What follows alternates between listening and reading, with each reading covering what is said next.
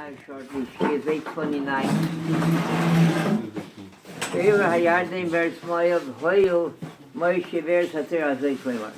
Moshe Rabbeinu began being Var and saying Pshat in the Torah, and then he was the Rebbe, he was the Dayan, and the whole Klal Yisrael. Ushpatetem Tzedek, and you should judge justly. There was in a Shtetl, there was a Melamed. So in some of the Shtetl is in the power removed Shtetl in the center of Talmid Chacham, of Torah, and Bali Hara. So the Melamed of the Shtetl, they held them Parashki Bahagi, but the greatest dimension of the world, the biggest person in the world. So there came one time a Neurach, came for Shabbos, had to be in town, and he got Talmid Chacham. So he was sitting and eating in a house, and while he was sitting, the Melamed came in. He heard there's a Neurach, he came in to be Makabel Pana, Talmid Chacham. So they was on both Barim, and they were showing what kind of Talmid Chacham their Melamed is. So they said that they had a shaila of Shabbos. Years ago, they used to make. They didn't have regular shortening like we have nowadays. So they're making a kugel, and they had to take schmaltz, take my chicken schmaltz. The one came in shmalchovim, and for that they make. So they saw something with the chicken, with a bone on the chicken that didn't look right. So they brought the Melamed, that's Melamed the Shaila, it's a possibly Shaila. So while he was sitting there, the Soyer of Talmid Chacham, he saw what kind of Talmid Chacham, talked with him, he saw what kind of caliber Talmid Chacham this Melamed is. So he was anxious to know, my goodness, what kind of Shaila did they take upon themselves to pass? So they asked if they still have the remains of the bone. They showed him, they showed it to him, and from what was left, he could see it looked like a shver shaila. He doesn't know how he was matter, how he made it kosher. So he asked him, what did you base it on? So he says, he took a look in the Chayodam, in Hilchos Shabbos, and he said he didn't see anywhere in Hilchos Shabbos any kind of shaila with a Shabbos dika kugel. He's talking shaila for someone that's kosher. So he said, I'd say, he says, I see, he looked at Chayodam. For a shaila, kosher trade, you don't look at Chayodam, you look at Chochma Sodom. That's the year there. He said, I see, he said, Chochma Sodom you don't have. So he says, and also Bina Sodom, there's a Pirish. On the bottom, Bina Sodom, if he says Bina Sodom you don't have, he says, it would have been better if you didn't have Chayodam altogether. There was a Bochum in a classroom, Shatim said it. There were Bochum in a classroom, Reuven, a Shimon, other Bochum, and Reuven came to sit down in his seat, and he saw there was laying a knapsack on his seat.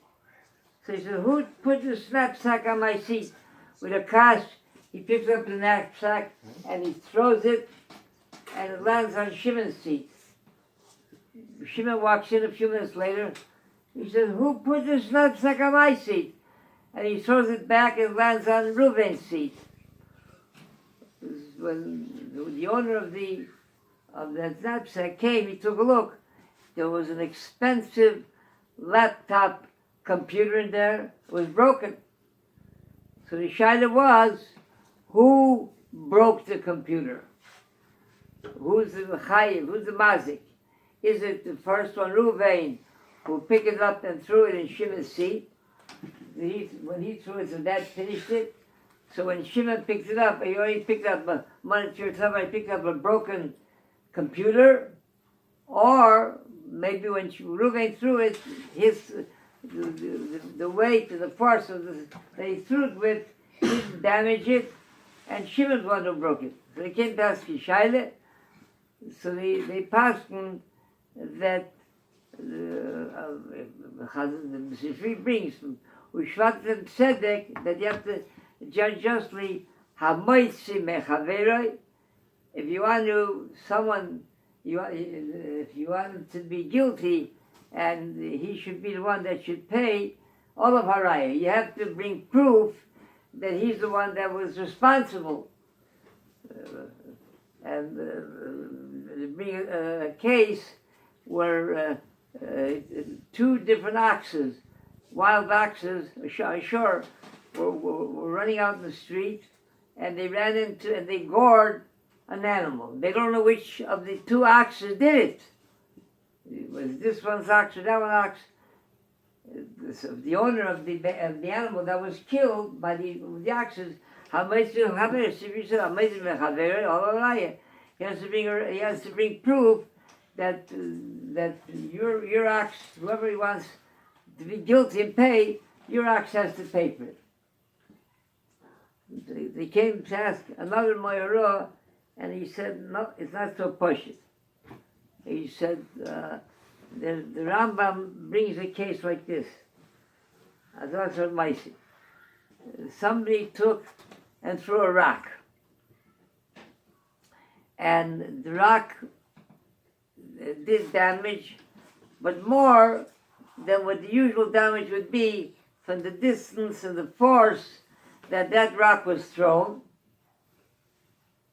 So you bring an appraiser to shots up to praise what kind of damage could have been done from that distance with that kind of force, even though there was nobody present when it happened. But you bring someone who can assess the damage that could be done, and so the one who threw it will only be obligated chayiv. He has to pay only for much damage that could be done with that distance and that kind of force. So he said here also, he said even though it's not the exact same case, because we know over there he threw the rock, so he's definitely the guilty one. The question is, being that we use this process, we use the fact that we employ judging, estimating shots and how much damage it could do. So here we could do the same thing.